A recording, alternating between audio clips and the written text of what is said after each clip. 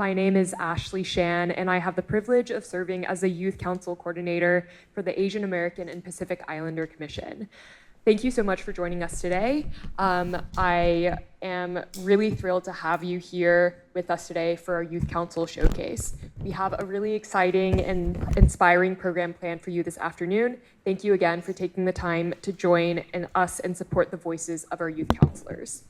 To kick things off, we'd like to share a special video created by the Youth Council members. Can you go to the next? This explores the question, what does being an APIA youth in Massachusetts mean to you? My name is Mirai Sanayoshi. I'm a senior at Lexington High School in Lexington, Massachusetts, and I am Japanese and Chinese American. When I hear the term APIA, I think of the word vibrant. The community is full of beautiful displays of culture and history that I'm so grateful to be a part of, and I think of all the moments of joy that this community radiates when it comes together. Hi, my name is Aditi Nagaraja, and I'm a student from Lexington High School in Massachusetts. I'm Indian American, and when I hear APIA, I think of diversity. To me, APIA represents a community of various cultures, histories, and voices that are all independent but very intertwined all at the same time. Being an APIA youth in Massachusetts means navigating but also fostering multiple identities. I grew up Indian, so that meant celebrating Diwali and Holi along with speaking Hindi or Kannada at my house. But it also meant sharing this huge aspect of my life with my peers who aren't Indian. APIA is more than just an acronym. It's a community that connects millions of people across the country, and it is something that I'm very proud to be a part of. Hi, I'm Leo from Winchester, Massachusetts, and when I think of APIA, I think of the future leaders of America in our society, our political state, and our economy as well. Hi, my name is Amy Chung, and I'm from Plymouth, Massachusetts. I identify as Chinese, and I'm currently enrolled at Boston University, and I am a Plymouth North High School alum. And it truly means a lot to me to be an APIA youth in Massachusetts, considering that I grew up in a very non-diverse community. Therefore, I really needed to take advantage of the opportunities that I have to represent myself and the APIA community, whether that was through volunteer, community service, social media platforms, etc. I thought that if I put myself out there, we were able to have a good image on our community, and it continued through my transition to college, since Boston is way more diverse than Plymouth. So I think that it really means a lot to just be part of the community because we have so much to offer through our culture and all the foods that we have, the holidays that we celebrate, and much more. Hello, my name is Kevin He, and I'm from Winchester, Massachusetts. When I think of the word AAPI, I think of a diverse group of people with ancestries and origins from East Asia, Southeast Asia, the Pacific Islands. Hello, who am I here with today? CK. Being a part of the AAPI youth in Massachusetts means to me, I think a word that sticks out is community. We always are able to stick together even through harsh times. My name is Bennett Yu from Winchester High School, and being an APIA youth in Massachusetts means trying to navigate the path between being proud of my heritage and trying to fit in at the same time. Hi, my name is Gina E. I'm a student at Plymouth North High School, and I'm from Plymouth MA and a Korean American. For me, being an APIA youth in Massachusetts means that, especially living in a town with a small APIA population, that I have the opportunity to advocate for myself and others in my community, and I can speak out against issues that are affecting APIA members locally. Being an APIA youth in Massachusetts means taking pride in the development of the community seen in the tertiary sector that allows everyone the opportunity to explore APIA cultural heritage. Hi, I'm Renee from Winchester, Massachusetts.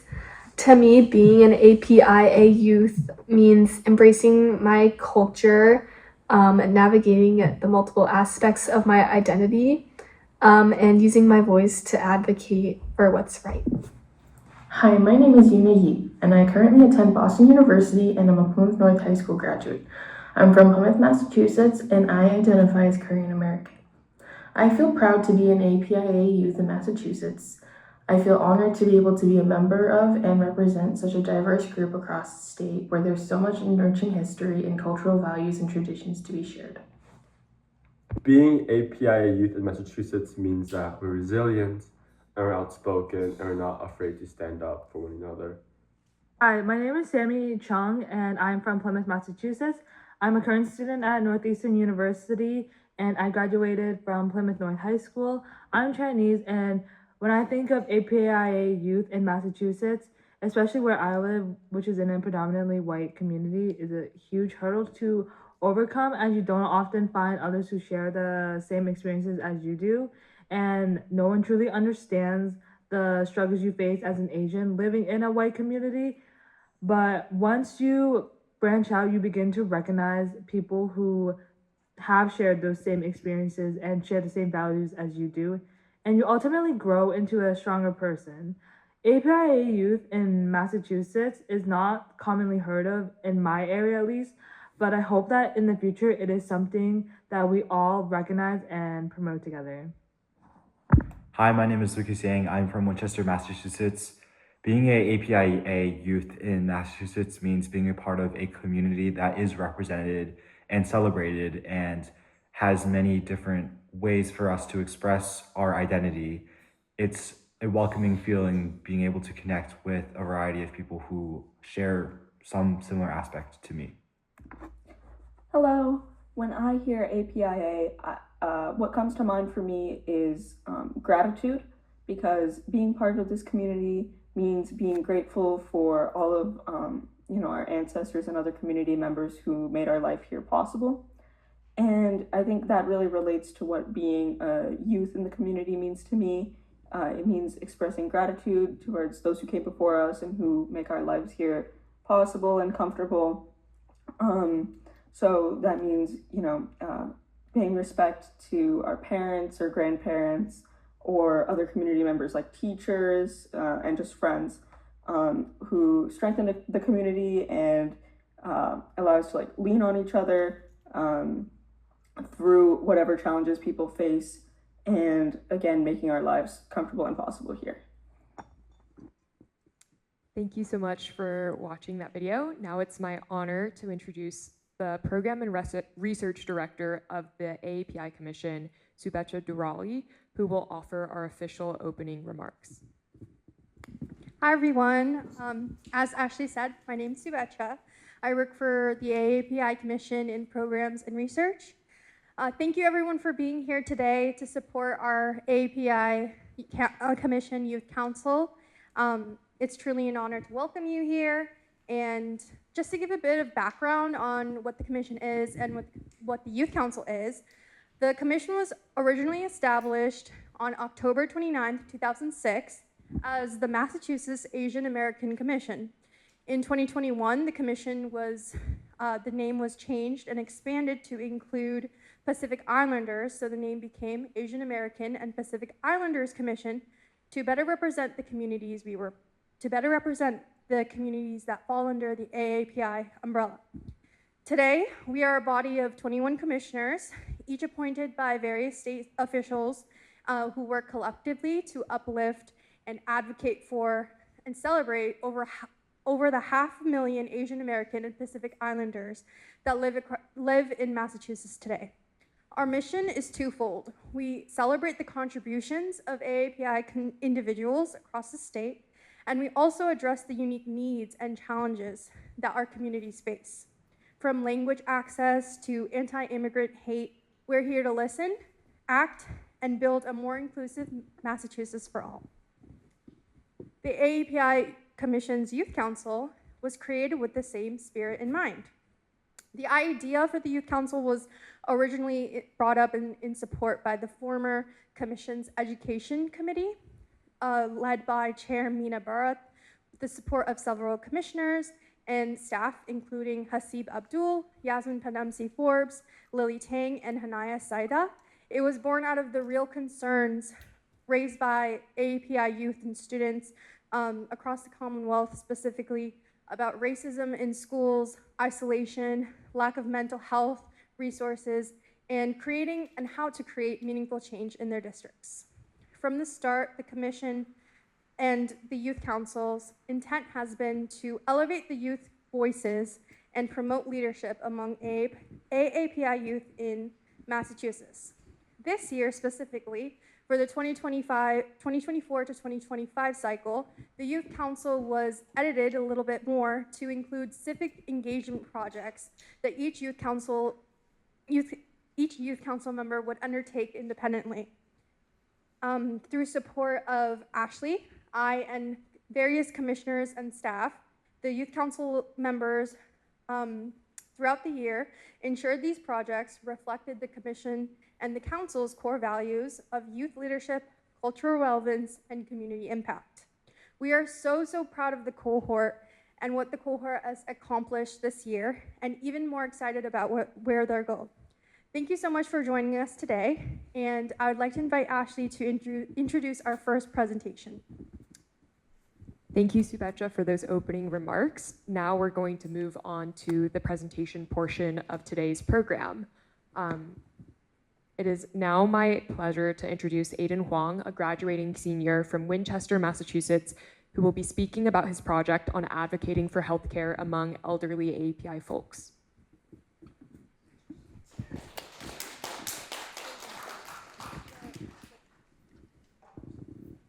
All right, thank you, everybody. I'm super excited to talk to you. Is it left or right?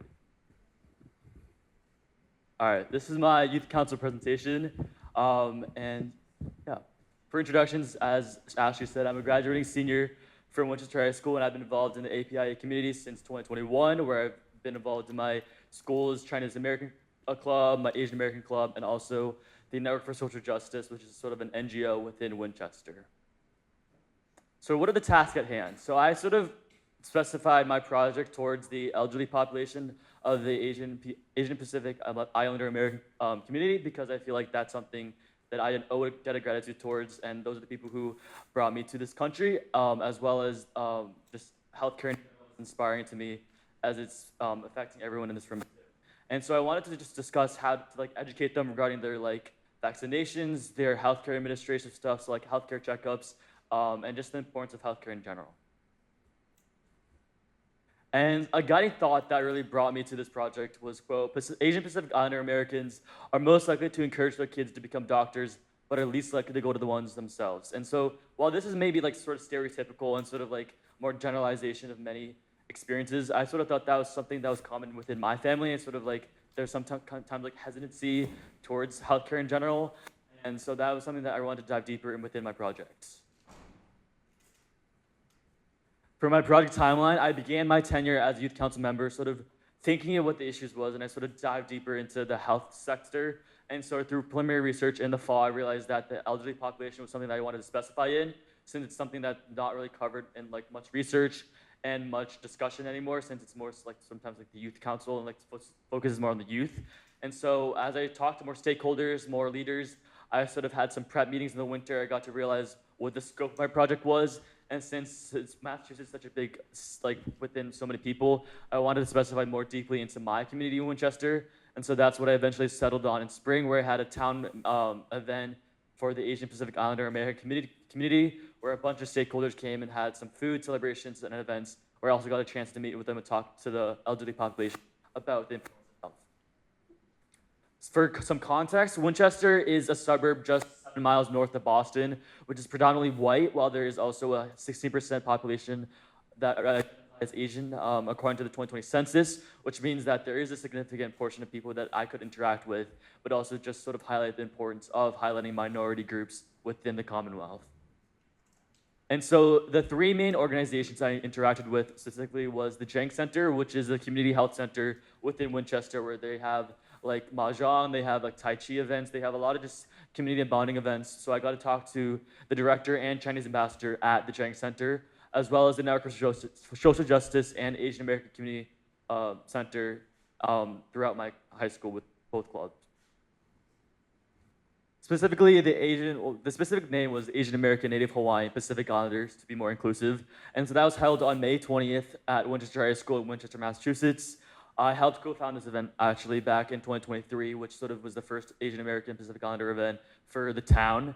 And this event was such a big hit, and they had over 200 attendees across all ages and generations. Specifically, mostly like about like 50 elderly people were in attendance. So they brought their kids, they brought their children, and so their grandchildren. So it was a big hit, and I was able to discuss like the importance of their like annual checkups and like how to sort of schedule their events, or like when was the last time they had a dental appointment. Like while there is privacy issues surrounding those topics, I was really like open towards like, just like popping in and just talking to them. And here are some photos. So like while there were like booths around, I would just like pop up and be like, hey, like, you know, this is the importance of blah, blah, blah. And then like they'd be sitting down like eating like steamed dumplings, and I'd just like pop in for like 5 seconds and talk to them. And so I was like trying to be like inclusive, and also just realize that they're also there to celebrate the diversity of the town. So I was like just making sure that they weren't feeling pressured to answer any of my questions in that situation.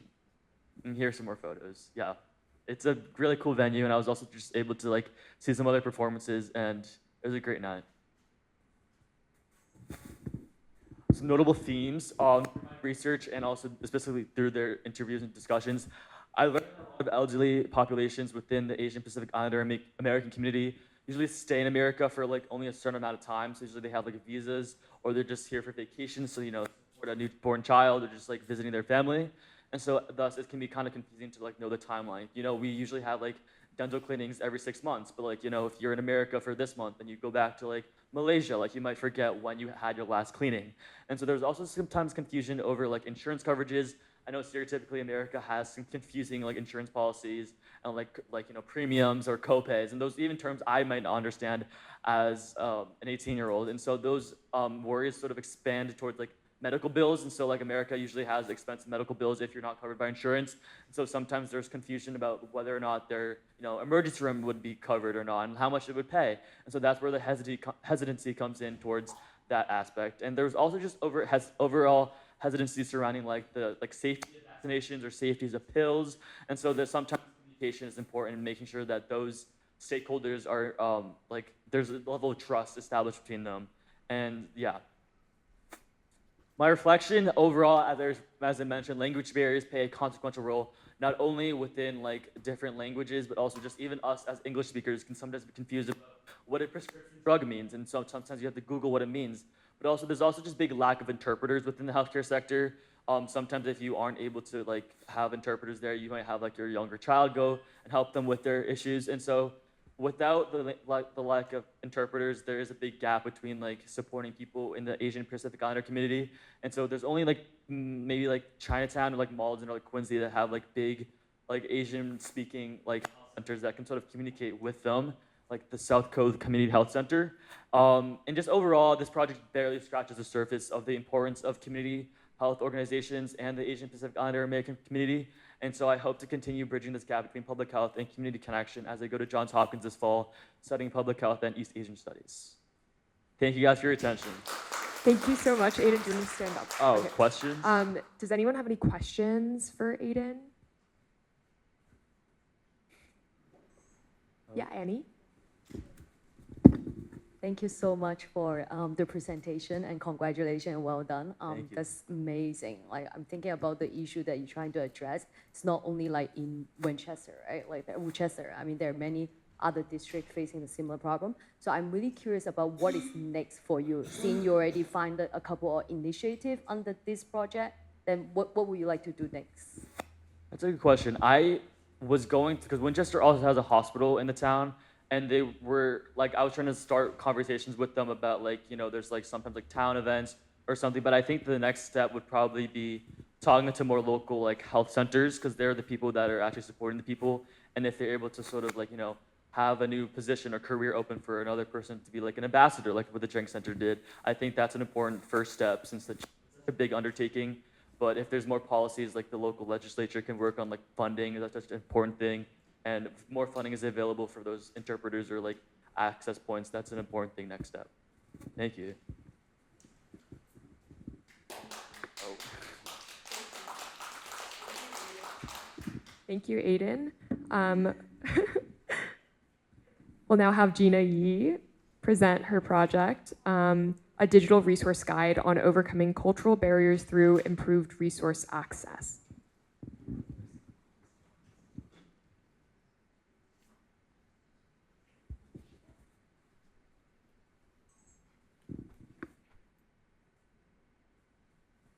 Hi, my name is Juna E, and I'll be talking about my project on overcoming cultural barriers through improved resource access. So this is just a little bit about me. I recently graduated from Plymouth North High School, and I'm Korean American. I personally became involved in API initiatives because of anti-Asian hate during the COVID-19 pandemic and the lack of local resources at the time. I've also worked with other APIA organizations, such as the Plymouth chapter of Dear Asian Youth and a student-led nonprofit called Red Envelope Collective. The main objective of my project was to overcome cultural barriers by improving access to resources and services for the APIA community. And I ultimately produced a long-lasting digital resource guide as my final product. I aim to engage public institutions to help inform their training and inclusive practices. And I also hope to engage members of the APIA community in order to help them find resources and receive support. And my personal motivations for this project was because my parents aren't 100% fluent in English. They have definitely struggled with finding access to resources and being active participants in their own interactions with public institutions. So I really hope to make this accessible for individuals who have limited English proficiency or who speak other native languages.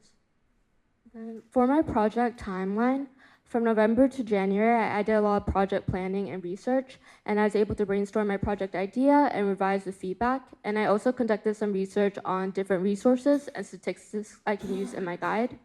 From February to March, I reached out to public institutions locally, and this included outreach to Plymouth North High School, hospitals like the Beth Israel Deaconess Hospital, and Plymouth No Place for Hate, which is dedicated to DEI initiatives.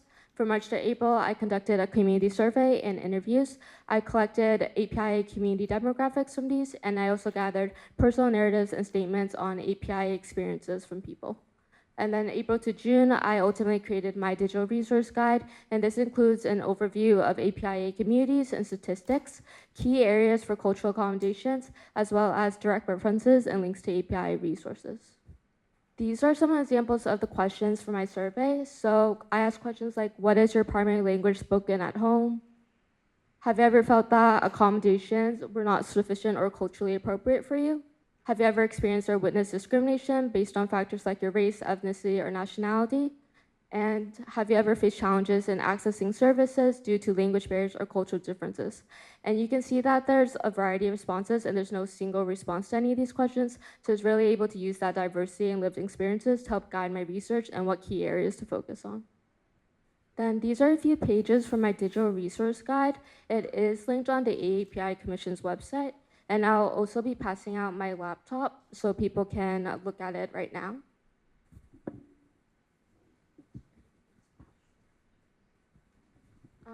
For this page, this one covers what APIA means, and it also provides what communities are included within that term. And the one on the right also provides some statistics on APIA populations in Plymouth and Massachusetts. I chose to focus on 5 key areas for cultural accommodations in my guide. The first is language access, so it provides references to translation services and some tips for communication strategies. The second is cultural holidays and observances. So this includes an overview of APIA holidays and inclusive practices. The third is religious and spiritual practices. So it includes a list of major religions followed, as well as accommodations for them. The fourth is health and wellness, includes cultural beliefs and practices common to APIA cultures, as well as the stigma against mental health. And lastly, the fifth is learning and work environments and provides some tips on making inclusive curriculum and creating a safe space for APIA individuals. So for challenges, I would say my major challenge is having a small APIA population in Plymouth. It's only about 2% here. So I really had a hard time trying to find participants and interest in my survey and also in my resource guide. And I just kind of had to ask the people around me. And also when I reached out to organizations, a lot of them didn't respond back. And if they did, some said there were issues because of privacy, and others said it just wasn't practical and feasible because there's such a low population in Plymouth.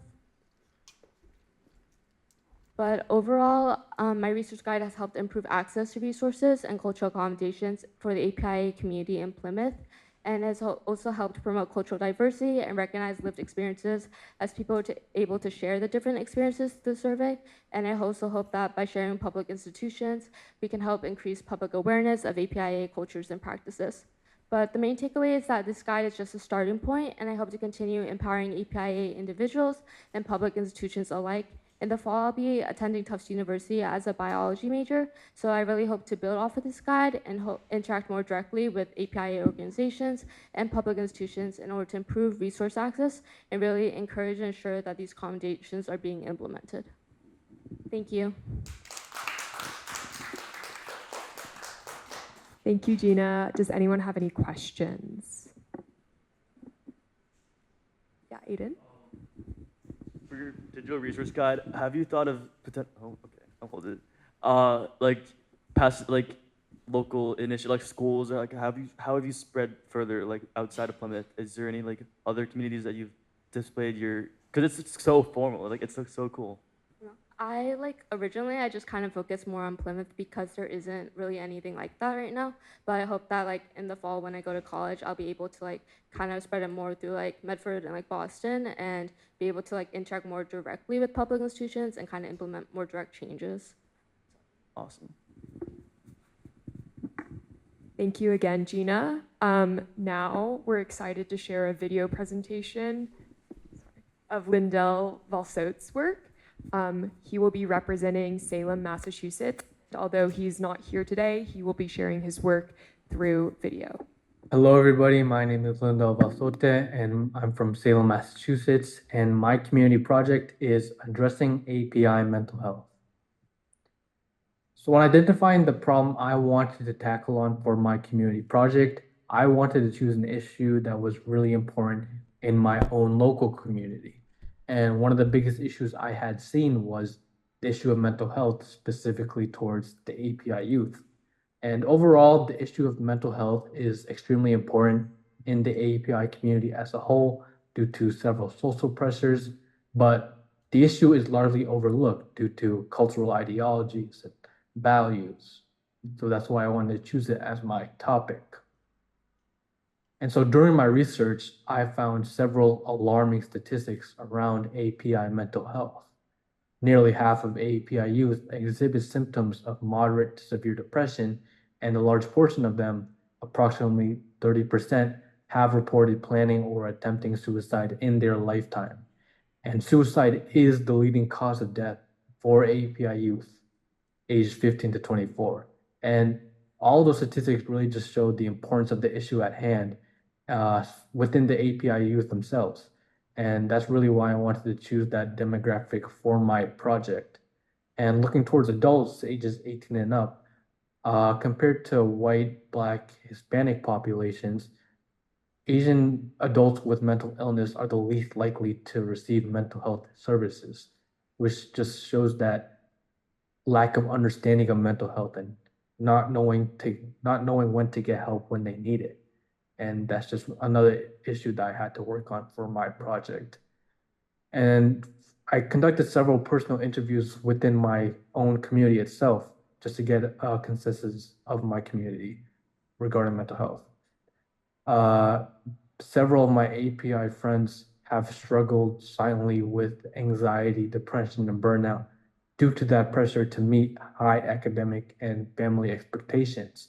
And all that had just taken a serious toll on their mental health, leading to several of them dropping out of college and not really knowing what to do with their future. They feel isolated, misunderstood, and ashamed to ask for help because of that stigma around mental health in the API community. And so what I wanted to accomplish for solving this issue was, one, for the youth, connect them with other API youth who share similar experiences to build that sense of community. Just let them know that their struggles are not alone and other people struggle with them. They're not. And by learning that they're not alone in their experiences, they'll be able to be more assured that they can get through it. But for the older generation, because of that lack of understanding of mental health, I wanted to educate them on the importance of it and allow them to discover and how to support others as well as themselves with mental health. And the key word I saw during all of my research was isolation. Isolation has led to a whole plethora of mental health issues within the API community. Isolation from other API youth, isolation from their parents not knowing, not being able to ask them for help because of that stigma. So for my idea, for my solution, I wanted to create a digital forum for API youth in Massachusetts. And in that way, I'd be able to build that sense of community, let them know that they're not alone, and just help them. And I also wanted to create a website with resources and tools all around API mental health, directed not only towards the youth, but towards the older generation, just to help them get educated on mental health and let them know how to help others and themselves with mental health. And here is my website and my forum. On the top is my website, and on the bottom is my forum. For the website, I made it through Google Sites, and on it we can find a lot of information and advice and resources all around API mental health. I include a lot of statistics just to show the state of API mental health.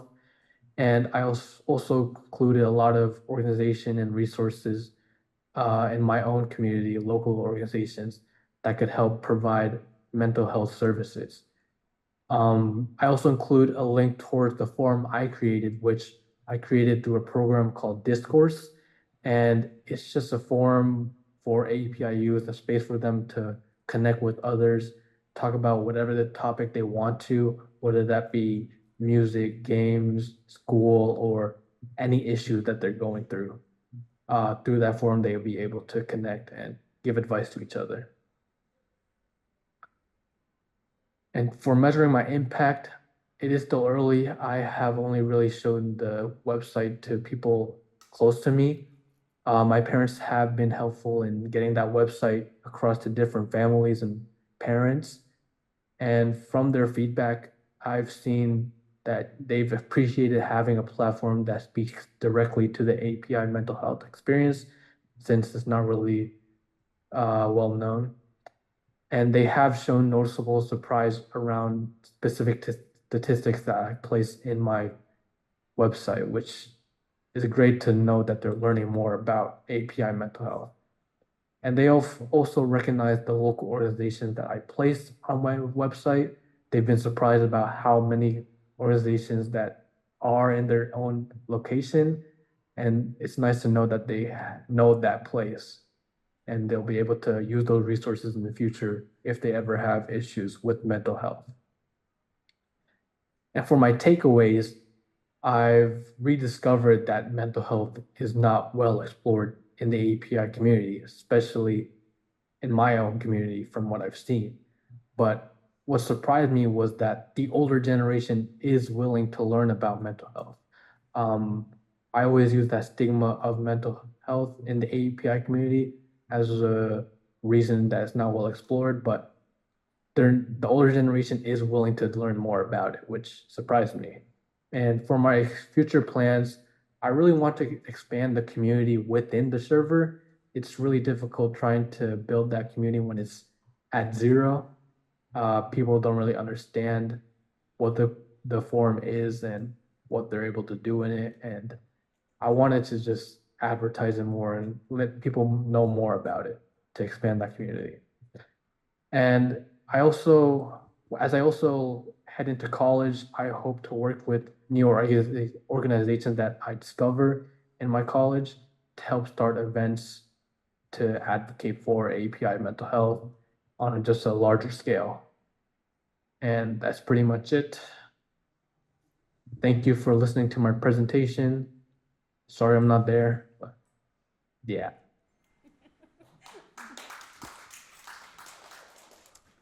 Next, I would like to welcome Shahat Kalia, current rising senior from Somerville, Massachusetts.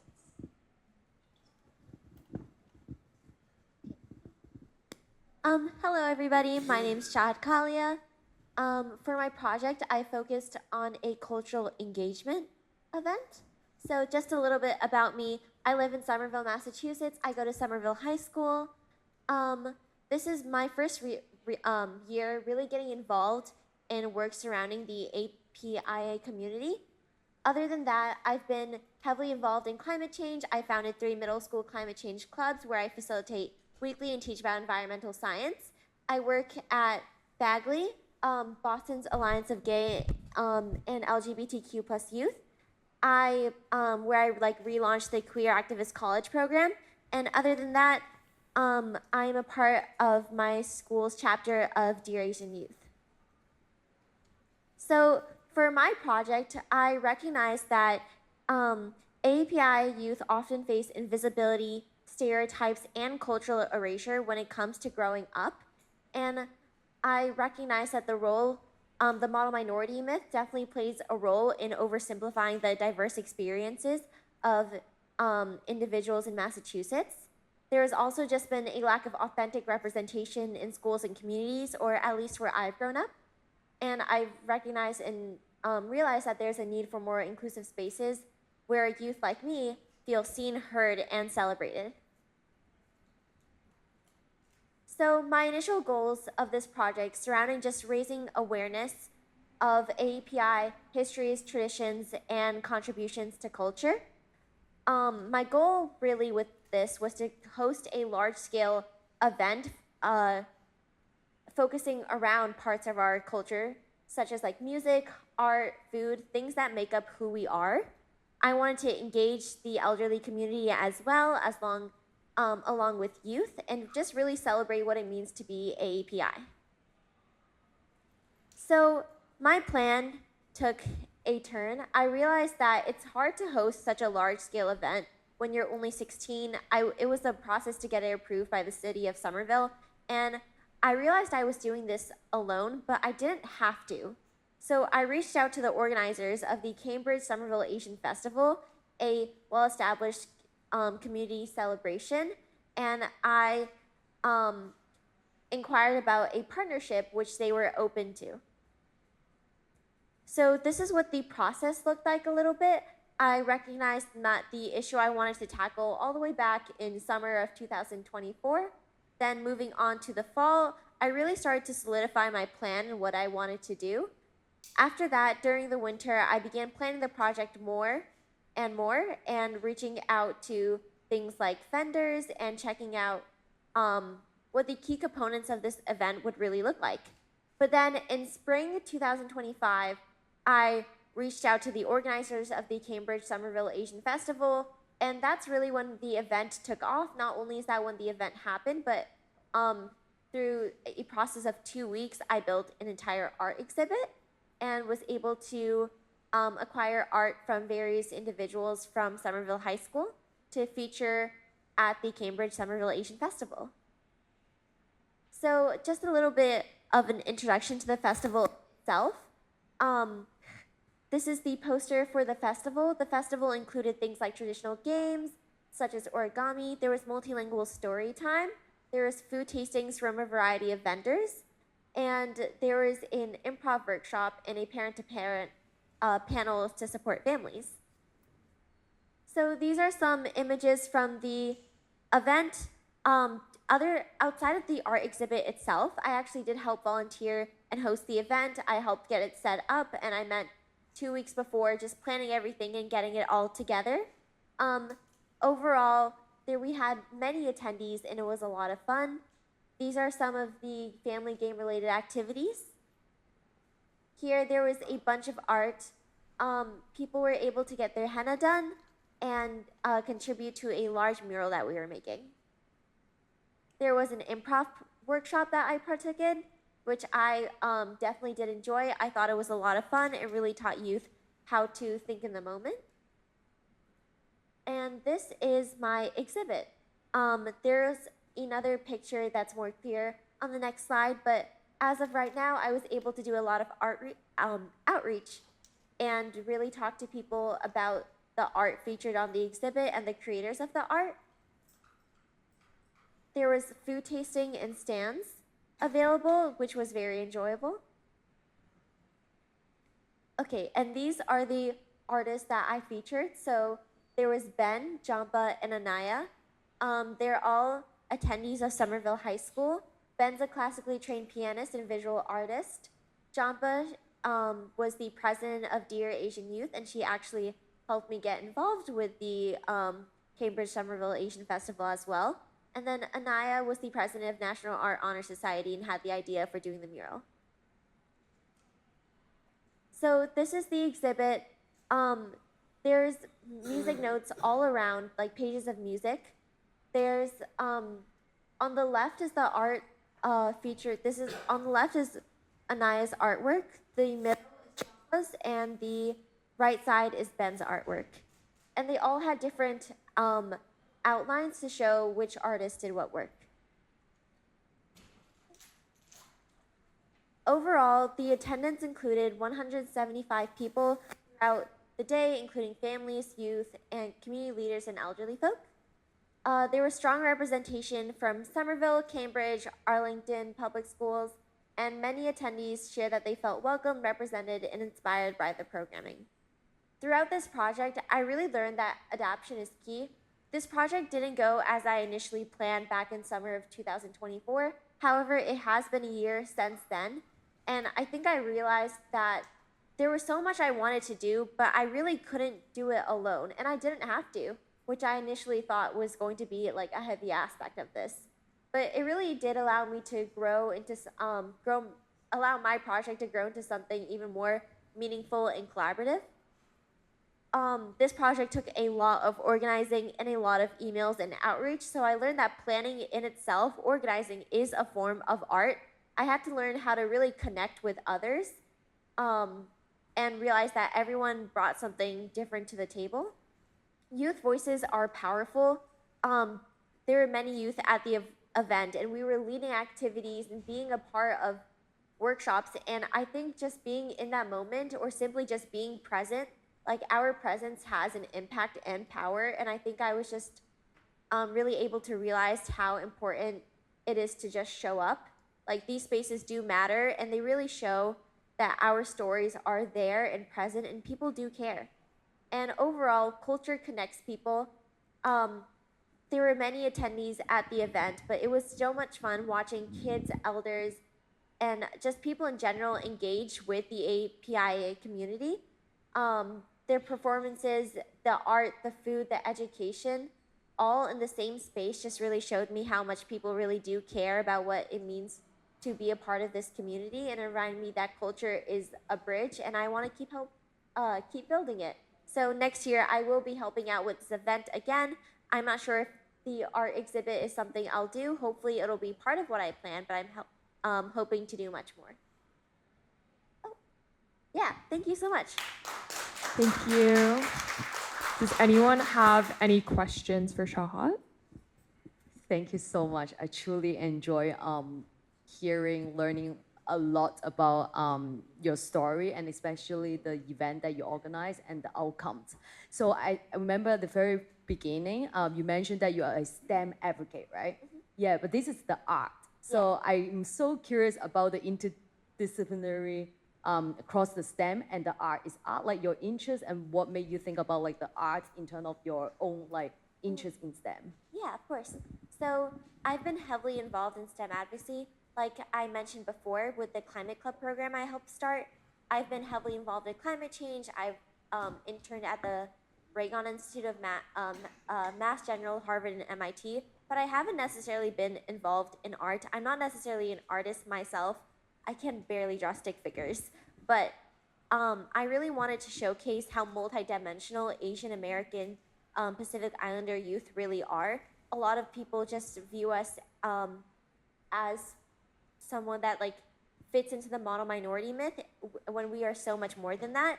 And art, even though it isn't necessarily my passion, it is the passion of many other APIA young folks in Massachusetts, and I really just wanted to showcase that and really wanted to bring attention to the fact that we are like so much more than people think. Like if I go back over here, the art featured, some of the art has to do with being API in Massachusetts, especially Jampa's art, which she talked a little bit about. I also had descriptions of the art and the people, which I can show later if you want.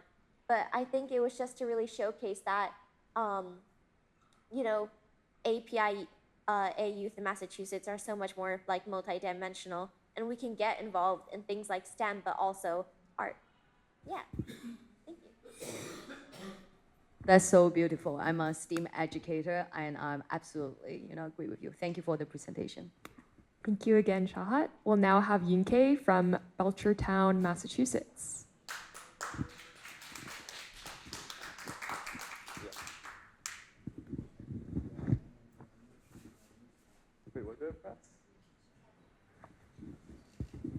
Hello, my name is Yinke. I'm 17 years old.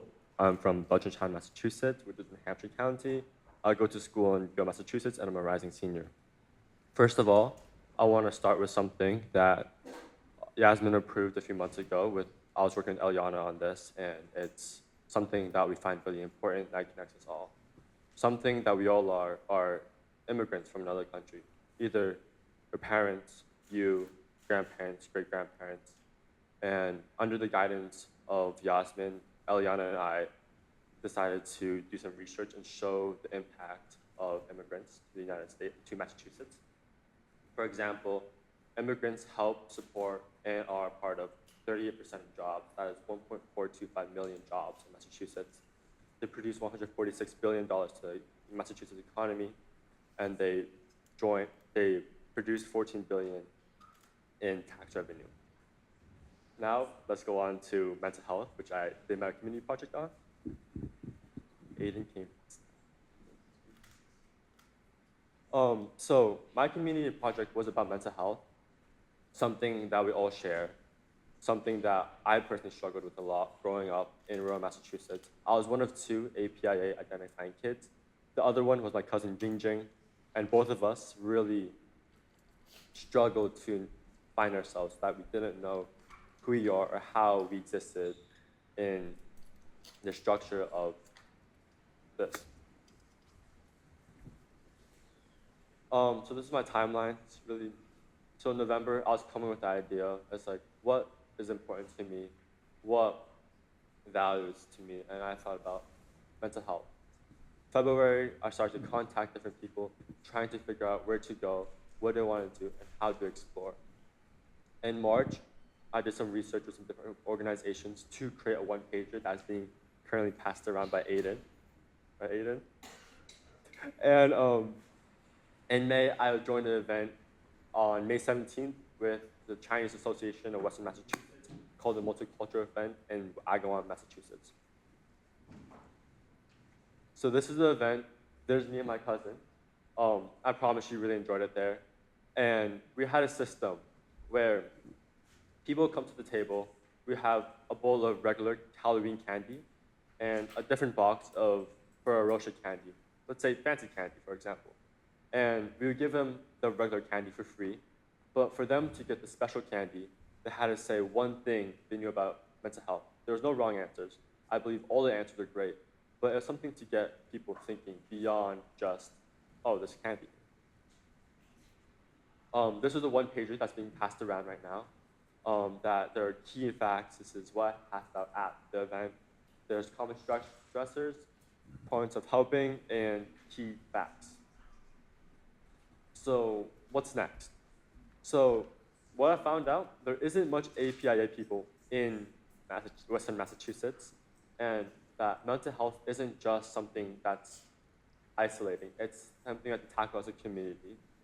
And if the question is, can we afford mental health? And I know that sounds like a silly question, but sometimes people genuinely can't afford mental health, where they have to choose work over choosing to feel like they feel like themselves.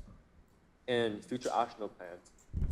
I'm honored next year to be part of the next year's Youth Council, and inspired by other Youth Council members, I want to create either a digital guide, or I'm really open to anything with suggestions, so please email me anything about mental health, any suggestions for next year, and anything about the immigration paper. Thank you. Thank you so much, Yunke. Does anyone have any questions for Yunke? Aiden? Okay. Do you have any potential plans for your project next year based on this project, or are you planning to specify like something else? I probably will do something in mental health, like going to more events, because I only went to one event this year, because I was at the very end of this year's term. So I plan to go to more events throughout the year and hopefully build something that's more permanentable, maybe something online or resource guide.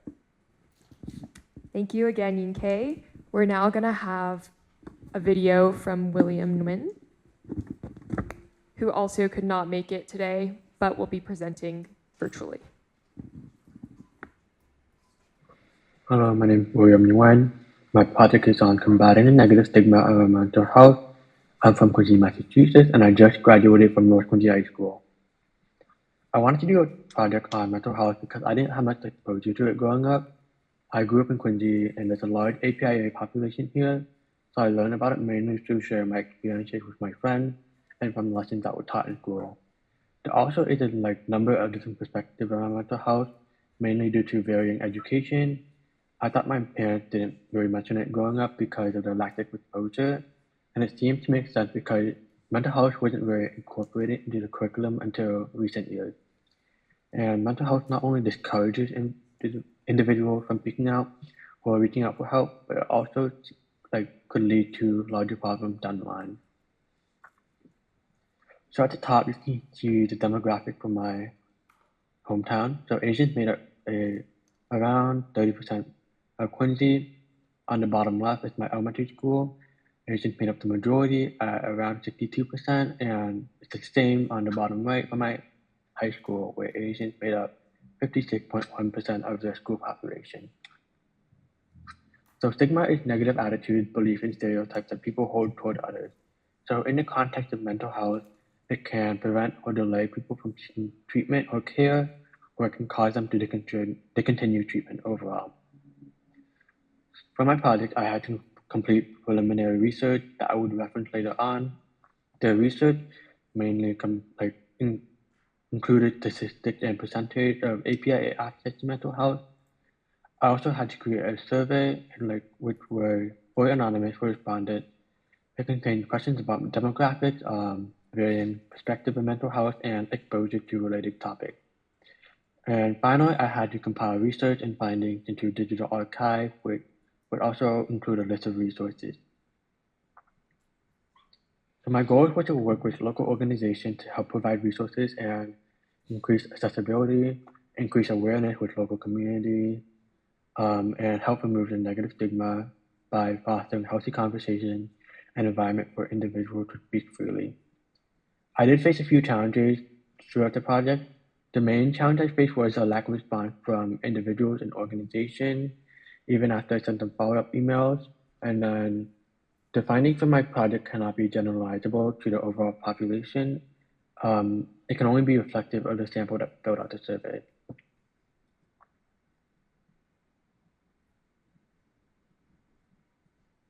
So on this slide, you can see the question, the multiple choice question, and the responses from my survey.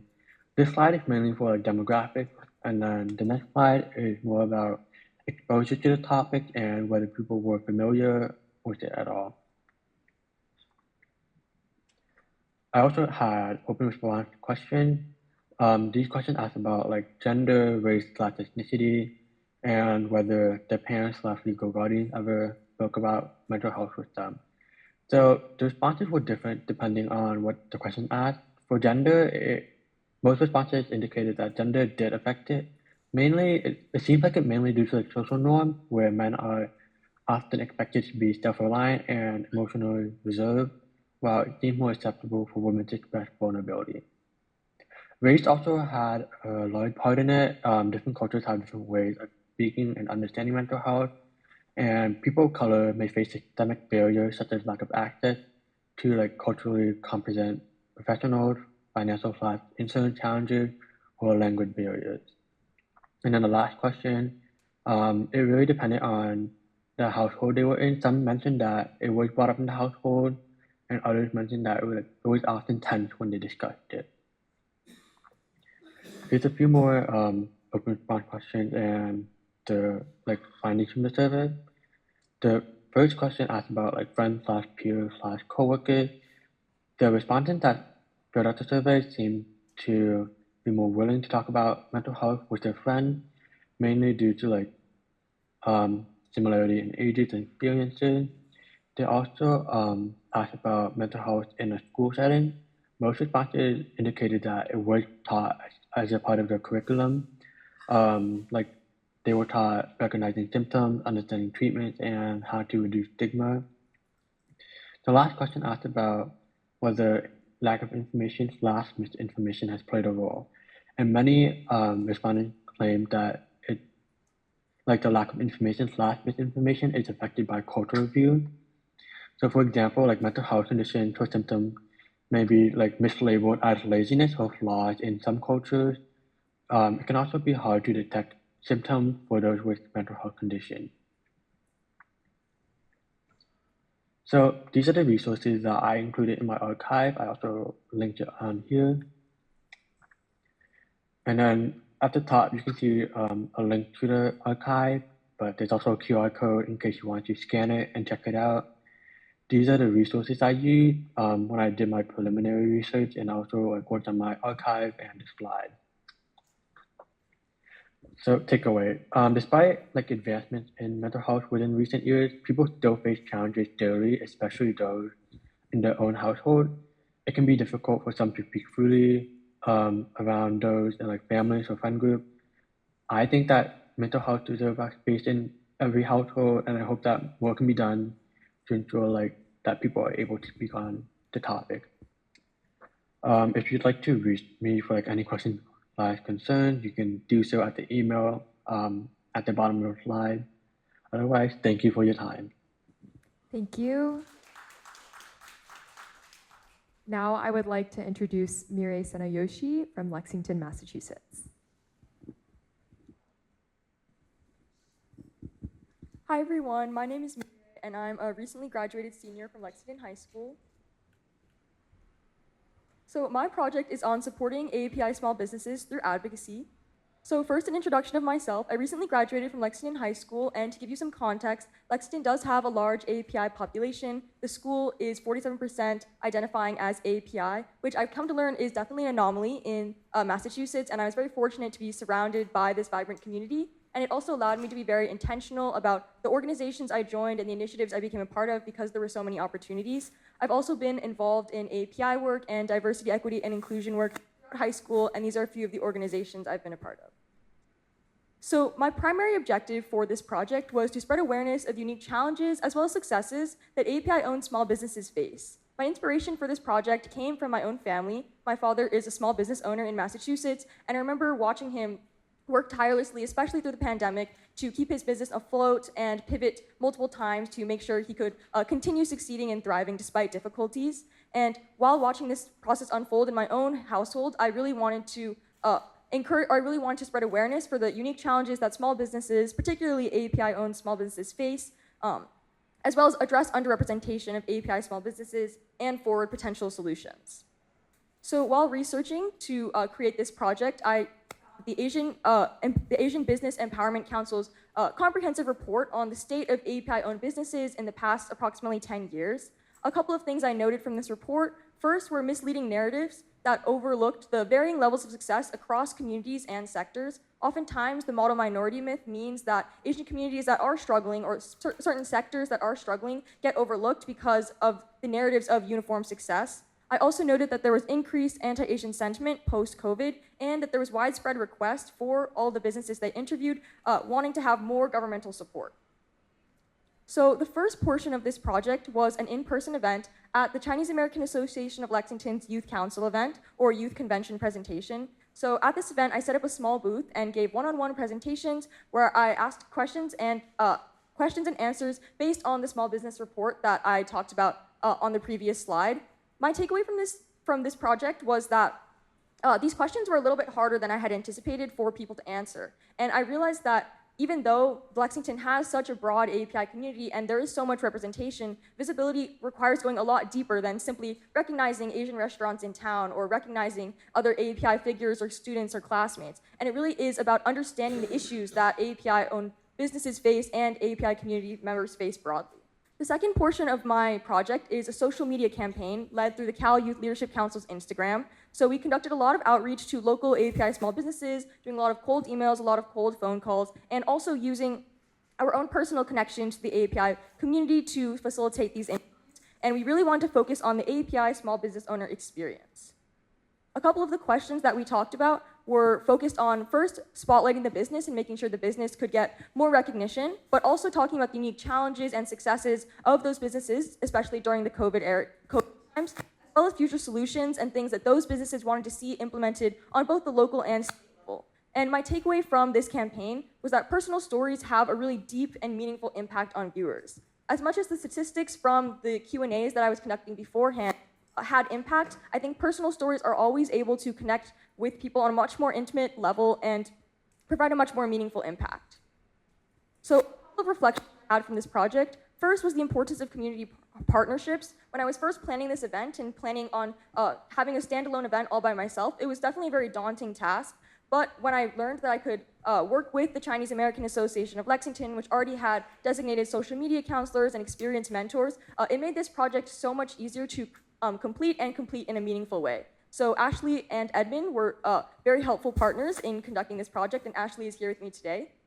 Other reflections I had were also the importance of personal stories, as I talked about before, as well as the importance of both solidarity and diversity. While we were conducting these interviews, there were definitely a variety of responses. We had people that were very heavily involved in the AAPI community, and we also had people on the other end of the spectrum that said they didn't even consider themselves an Asian-owned business before we reached out to them for the interview. And I think it was very important and very impactful to hear that, because we learned that even if people have extremely different experiences or diverse perspectives on what being a part of the AAPI business community means, they're all beneficial, and they all talked about the importance of having a community that recognizes these challenges and successes. In terms of next steps, we are going to continue filming and publishing interviews over the summer. We also plan to network AAPI organizations once more of these interviews are published, so that we can have more visibility for the businesses that we are hoping to spotlight. Next year, I'll be concentrating in social studies at Harvard College, and I hope to continue advocating for minority visibility in all facets of society, especially being on the pre-law track. And ultimately, this project, the importance of community partnerships and advocacy on both the local and state level. Awesome. Thank you so much. I'd now like to welcome Eliana Umana Kimura from Westfield, Massachusetts. Hello, everybody. My name is Eliana, and I'm from Westfield, Massachusetts, and my project is called AAPI Voices in Literature. So a little bit of background about who I am and my demographics. So I am of Japanese and Costa Rican descent. I'm a graduate of the Northfield Mount Herman School recently, a few weeks ago, and I'm an incoming freshman at Bates College planning to major in political science. Outside of school and in school, I'm a member of Myra Healy's Youth Advisory Council, and I'm representing Hampton, Mass.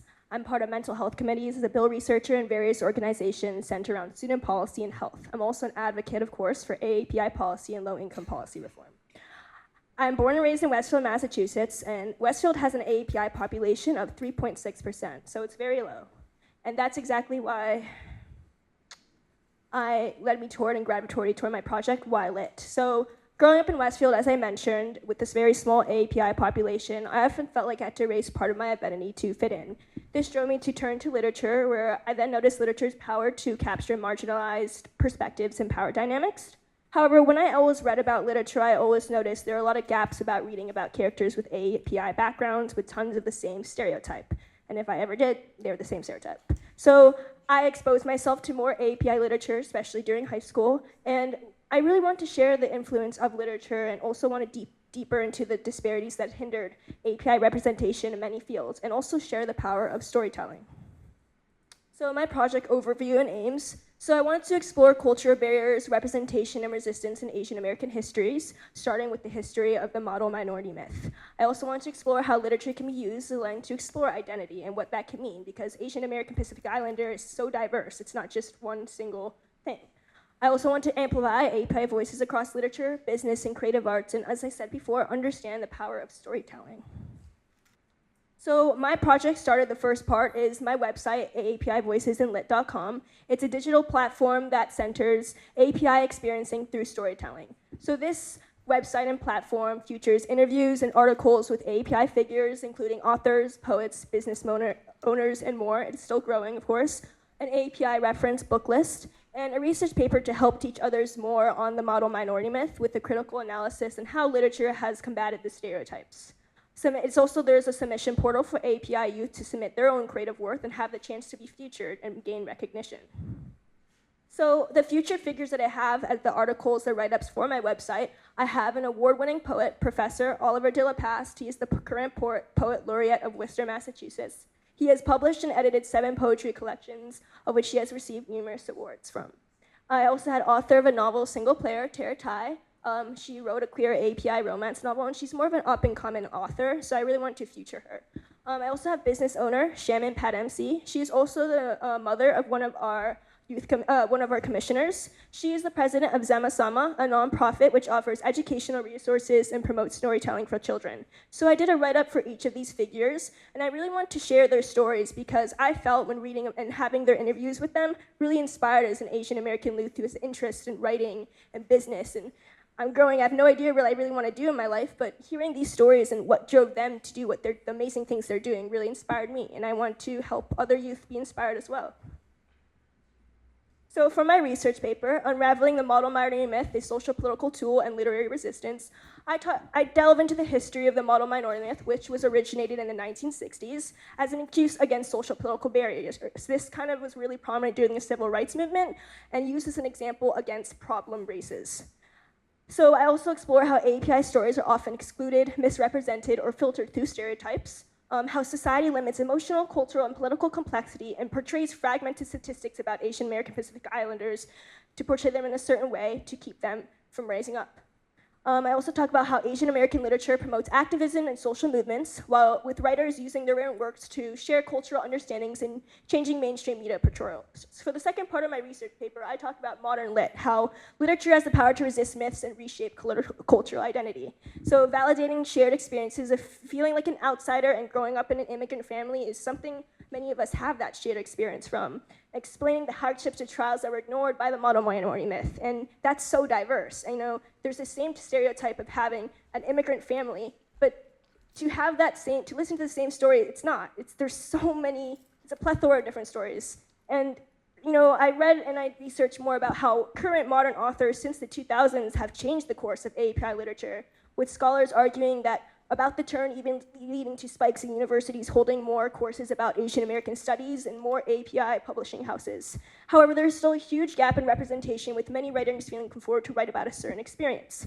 So I just have a picture of Ocean Vuong. If you guys ever have the chance to read his very famous novel, On Earth We're Briefly Gorgeous, it really goes into his unique experiences about Vietnam refugee coming to the United States. And his book, was a breakthrough because it was in New York Times top 10 best-selling books for a very long time, and not just that book, his other poetry collections. So that popularity of his book really also changed the course of API literature.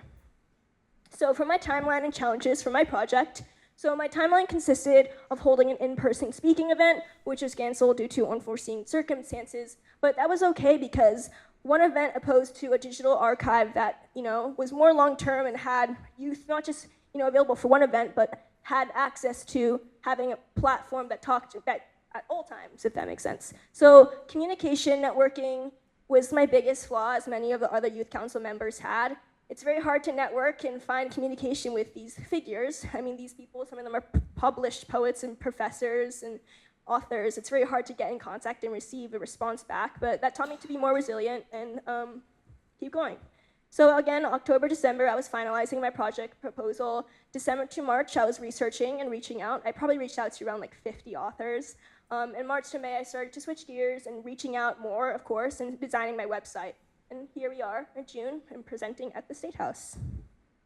So for my next steps for an overall, the project shares the power of storytelling, teaching about systemic injustices and the present barriers that impact the API community, while also discussing the important role of literature and giving opportunities to API adult and youth figures. I really love this idea of my project, and I really plan to expand this website to reach a wider audience with more interviews and showcases for API figures. Right now it's accessible on Safari. You can look up my website, but it's still not showing up if you look up API Voices, Model Minority. I wanted my website to be accessible to when you look up those words. So I also want to grow my submission portal to give bigger opportunities for youth literary work. I'm even planning to turn it into a nonprofit organization if I keep working toward this. Thank you. If you ever wish to contact me or ask me more questions, here's my email and LinkedIn. Thank you.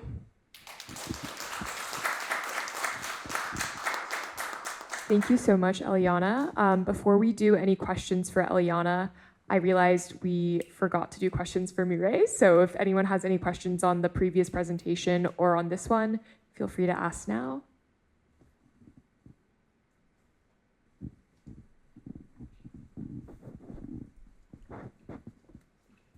I just have to make a good comment, not a question, but great pick on Ocean Vuong as a poet. He's wonderful. And yeah. I have a question for Mireille. I know your project was inspired by your dad as he's a small business owner. I just wanted to know what his thoughts were, if he shared any about your project, and I guess what he and your family have learned from your project. Yeah, I think my dad was definitely very supportive of this project throughout the process, and he encouraged me to network with a bunch of small business owners that he knew of personally. I think that it's in many Asian households, a lot of the time, parents will say, like, I'm going to focus on expenses, it's your job to focus on school. And I think that this project was really enlightening for me and also helpful for my family to realize that, yes, it is very important for me to focus on education, but there's also so much more I can do for the community. There are things that I can do to give back to my parents for all the sacrifices they've made. And I think it was a really enlightening project because I was able to kind of break out of the stereotypical role that I think many people kind of experience.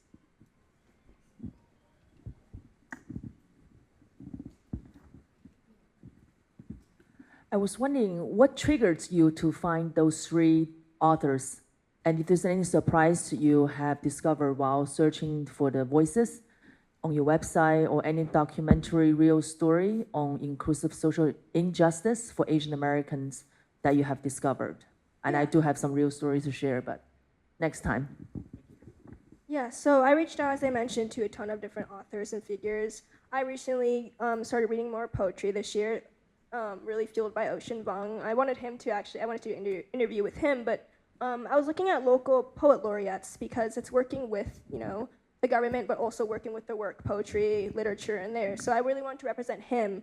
And as for the author, I wanted to do underrepresented authors, so authors who are just coming up. The author I chose, she, like a few months ago, just debuted her new novel. So she wasn't getting much recognition as she wanted to, so I wanted, as a youth, to feature her work.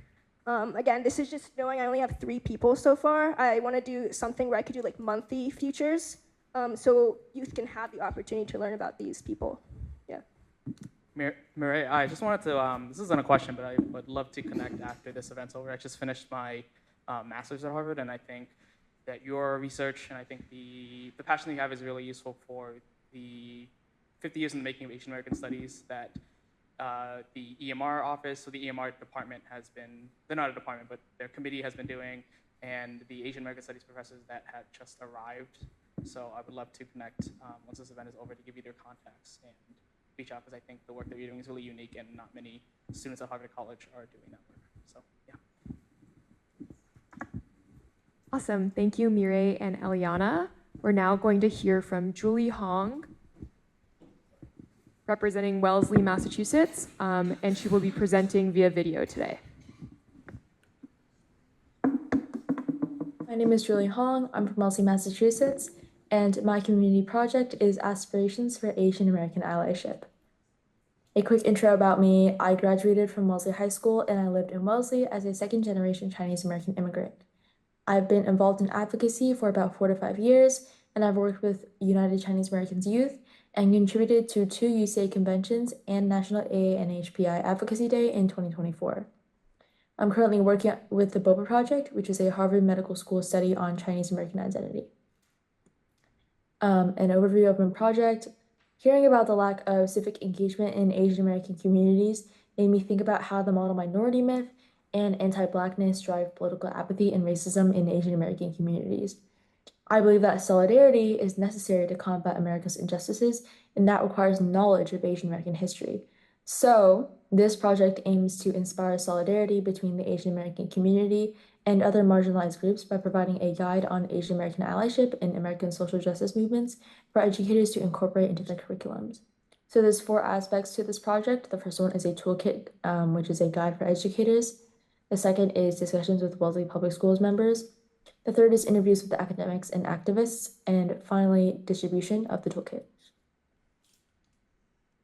So this is a general timeline of project development. I had to make quite a few changes, the biggest being the removal of the workshop, reframing my toolkit in response to pushback, and also the biggest one, narrowing the scope of my project to only Asian Americans and not including Pacific Islanders. As for the toolkit, on the left is the first page of the toolkit.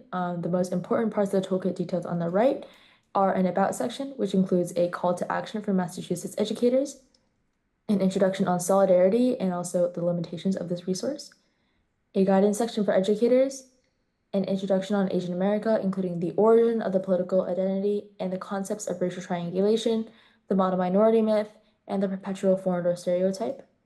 And finally, content for the curriculum, which is split into 3 sections: white supremacy, racial capitalism, and feminism and the LGBTQ+ community.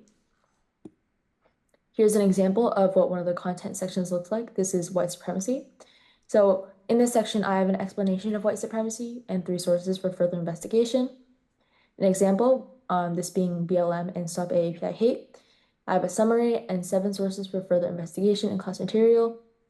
I have 8 other examples of solidarity and history, and 4 suggestions for simple additions to classes, including materials. These are the people from Wellesley Public Schools that I spoke to so I can get an understanding of the Wellesley Public School teaching environment.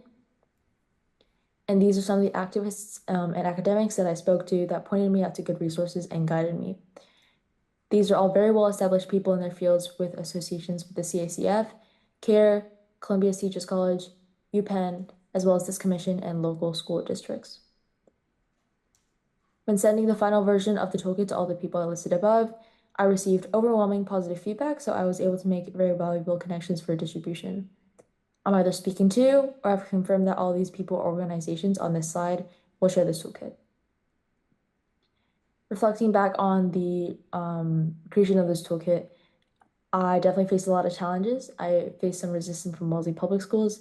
Despite support for DEI from the Massachusetts Secretary of Education, the school district director of DEI discouraged me under our current administration. And the second thing was depth and scope. Because API history is so extensive, I had to narrow the scope of this project multiple times.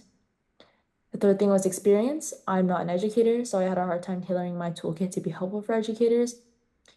And as for personal takeaways, first, I learned that advocacy work can't be done by only one person for it to be effective.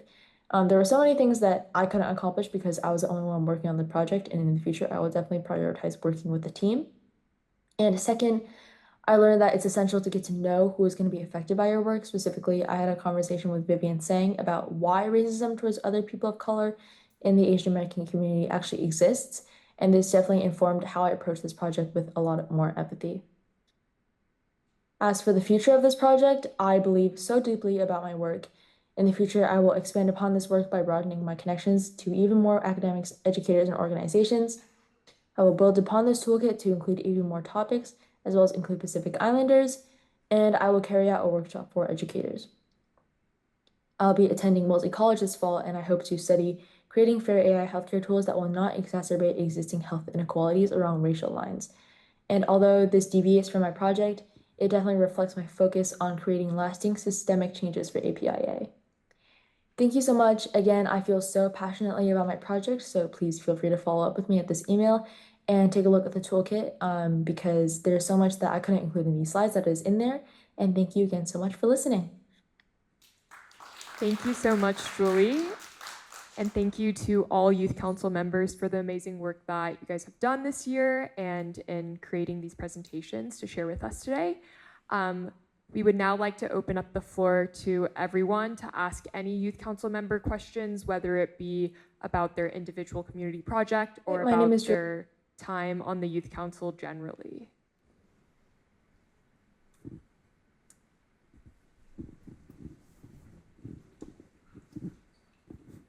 I just wanted to say that I am so proud of you guys. This is just amazing work.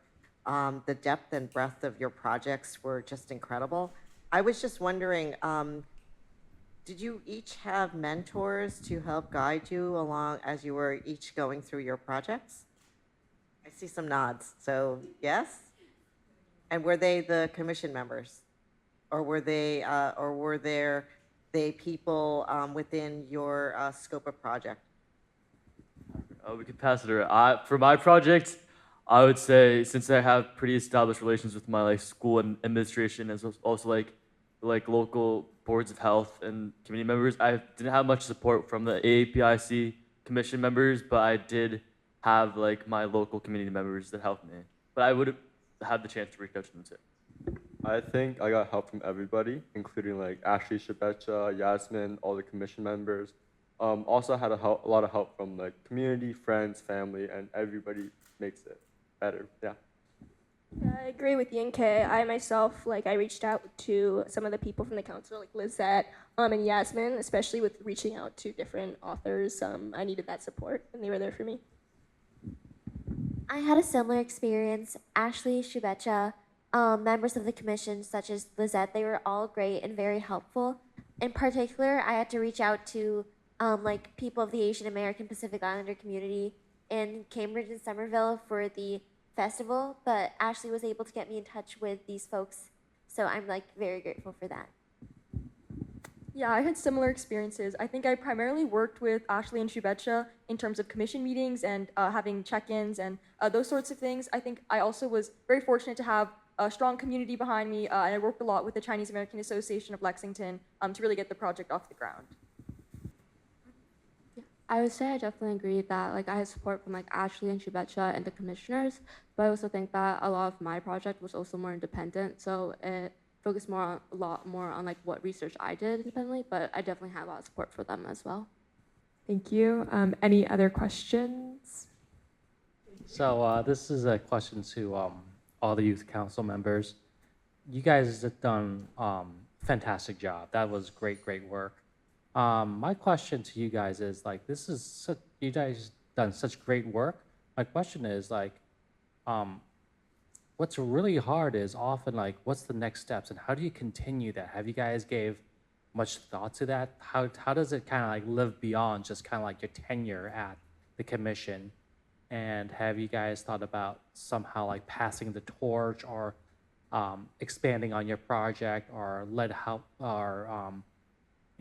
having your project live on? I would definitely say that mine was focused on Plymouth specifically, so I really targeted my resource guide towards Plymouth and locally, but I also have plans to expand it more in Boston and Massachusetts overall, and just kind of focus more on implementing more direct changes and working directly with public institutions like healthcare. So I really hope that I can expand beyond that resource guide and kind of implement more direct in-person changes by working with different public institutions. I would say I sort of passed the torch to the newer generations of I feel like I'm aging myself of the people at the high school since they have a close connection through their clubs and also the Asian American Native Hawaiian Pacific Islander Festival that they have at Winchester. So sort of passing the torch to those representatives and those officers of that club is something that continues the legacy. I have another year at the Youth Council, so hopefully then I can expand a bit more on my project. But besides that, I think passing the torch, what Ada was mentioning, within school, within your communities, talking to people, when you spark their idea carries on. Part of you is there, I guess. Yeah, as much as the Youth Council has given us all a platform to really help us develop our project, no youth really needs to be part of this type of council to make a difference or to uplift our youth voices. And I do plan to expand my project, and I know many of us will go to university and college and make that same type of difference, whether that's expanding the project that we worked on or just something totally different. And we can inspire the next generation of people our age or people who aren't, who are younger than us or older than us, and have the same type of difference or even bigger. For me, I'm very grateful to have another year on the Youth Council as I'm currently a junior and going into my senior year. But in general, I really do like the idea behind my project and really just breaking through the model minority myth and showing how multidimensional Asian American Pacific Islander youth in Massachusetts really are. And I'm hoping to continue collaborating with the Cambridge Summer Festival organizers, and also getting more heavily involved in the Dear Asian Youth chapter at my school. And I can also pass the torch on for once I graduate high school to my sister Bhavika Kalia.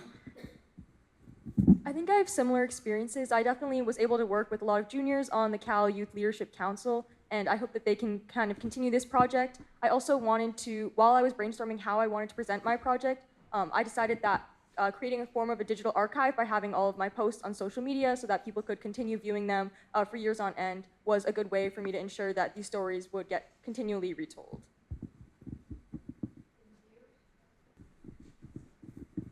Congratulations again to all of you. Really, really proud of your presentation and the impact that you're gonna make in the world. So I think today very fortunate to be invited by Gary, and grateful to be one of the 2025 Unsung Hero Awards. So I know one of my duties or mission is to encourage more young people like you guys to be part of the Youth Council, as I work very closely with lots of youth in the Cambridge area. So what would be the one message that you would share with the incoming youth, or like to encourage more young leaders like yourself to be part of this AAPI Youth Council? I really need your help to help me to deliver this message today. Thank you.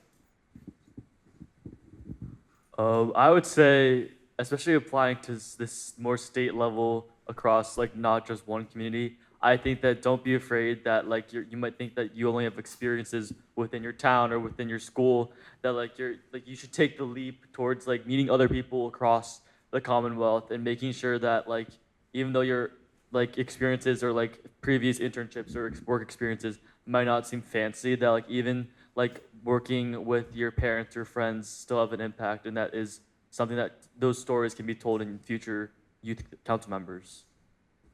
I think this might be a little bit more broad.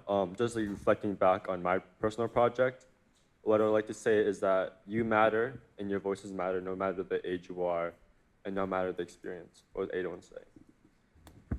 I don't want to sound like cliche, but I think like what's really important is like just be brave. As youth, we're so powerful, and we cannot be afraid by what we need to say, especially in this day and age. We have to, vocalize our opinions and thoughts of what we see. I think for me, I would say that taking initiative can be difficult at first, especially when you feel like you have to do everything alone or work on a great big project alone. But I think it's important to realize that even though you may be one person, you always have people that you can reach out to and resources, and people are always going to be willing to help and listen to you. I think the advice I would give is to take pride in your personal experiences. I think, especially growing up in a community that had approximately 50% people identifying as Asian in my school system, I think there often is a lot of comparison and thinking that your experiences are not as important or you have less connection with your identity. And I think instead of viewing those things as a negative, I think you can view them as positives and view them as things that ought to be shared and experiences that also hold importance and weight. And I think really taking pride in your personal experience with your identity, even if it's not picture perfect, is really important. I would definitely say don't let any challenges or limitations discourage you, because like coming from like a small API population like in town, and like I felt like I didn't really have as much experience compared to other people, but this should be taken more as an opportunity to learn and grow and kind of have the opportunity to be independent, to really say don't let anything like discourage you from trying. Thank you, everyone. Now we'd like to take a moment to recognize each of our Youth Council members for their hard work, dedication, and leadership over the past year. We'll be handing out certificates of completion as a small token of appreciation for all that they've contributed to the program and their communities. As we begin handing out certificates, we'd like to individually recognize each of our outstanding Youth Council members for their incredible contributions this year. And we'd like to ask Vice Chair Gary Yu, and Representative Amy Sangiolo to also come up to award the certificates to the Youth Council members. The first to be awarded is Aiden Huang from Winchester.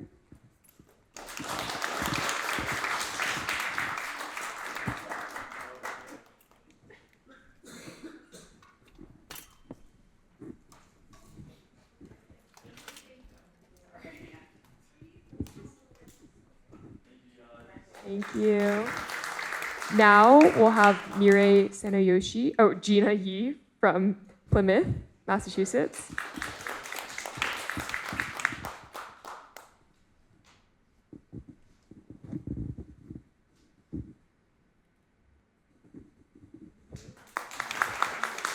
Now we'll have Yinke Leung from Belchertown, Mass.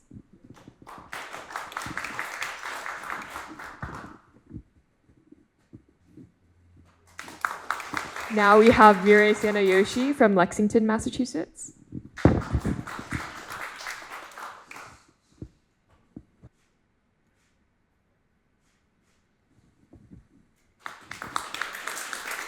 Now we have Shahat Kalia from Somerville, Mass.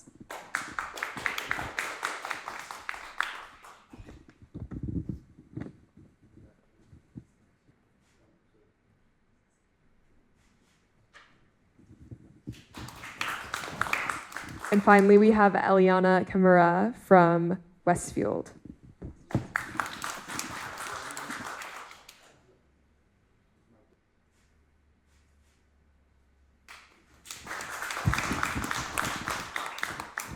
Thank you so much, everyone, for coming. Now we're going to have Aiden Huang's closing remarks. I remember, don't worry. I practiced for like 20 minutes when I was waiting. It's fine. Oh, okay. Thank you guys for taking the time out of your workday, especially since it's such a busy time of the year. Serving on the Youth Council this past year has been an incredible, meaningful experience for all of us on the Youth Council, especially since it gave us the rare opportunity to work on the state level with countless stakeholders and commissioners, as well as representatives who were here today, as well as the fact that we were able to just collectively come every other week to discuss the importance within our community, just do icebreakers, and also just learn more about what our projects were about. And it was just also just sharing our just diverse perspectives and ideas that we all came from different parts of Massachusetts, from different heritage and ethnicities. One of the most impactful parts of the experience was also just having the chance to go to the union dinner, where we had the chance to meet everyone within the Asian caucus, and also just the chance to meet our unsung heroes and different people that we were able to just feel inspired by and see sort of a perspective of how it takes so much more than just one person to get things passed. It takes collaboration, perspectives, and just a community of people to get things done, as well as the fact that all of us are just the next generation of leaders. And so this experience on the Youth Council has made us learn the importance of leadership and making sure that we're on top of our projects, as it's been over a year with the projects, which requires so much countless efforts. And as many of us are moving on towards college and beyond, it's undoubtable that we will take on these lessons that we've learned from this experience and pass on the torch to future members of the Youth Council. And a huge congratulations and thanks to everybody again. Thank you. Thank you so much, Aiden. And for anyone who has been inspired by what you've seen today, the applications for the 2025 to 2026 APIC Youth Council are still open. So if you or someone you know is interested in joining, applications are due by July 1st. And you can see me or Subecha or anyone from the Youth Council to learn more about their experience or about the program itself. So thank you everyone for joining us today to support and listen to the community impact projects of the 2024 and 2025 AAPI Commission Youth Council. Thank you.